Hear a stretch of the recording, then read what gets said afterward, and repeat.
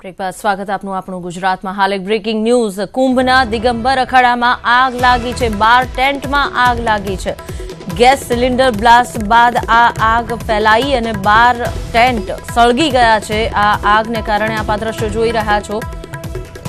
અહીં અફરાતફરીનો માહોલ છે આ ટેન્ટમાં આગ લાગ્યા બાદ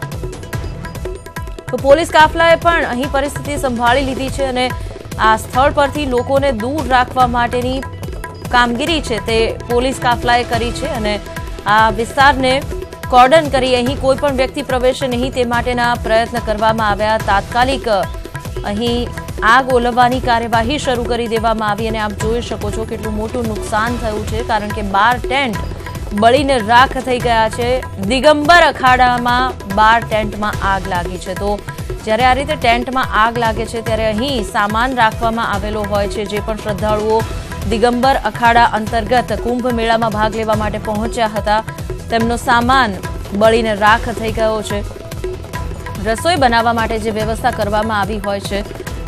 તે સમયે રાખવામાં આવેલ સિલિન્ડરમાં બ્લાસ્ટ થઈ ગયો અને આ આગ ફેલાઈ હતી આપ જોઈ શકો છો જ્યારે આગ લાગી ત્યારે ધુમાડાના ગોટે ગોટા ઉઠવા લાગ્યા હતા અને તે દૂર સુધી જોઈ શકાતા હતા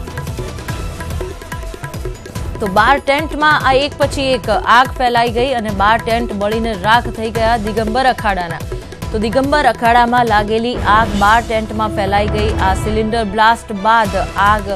ફેલાઈ હતી અને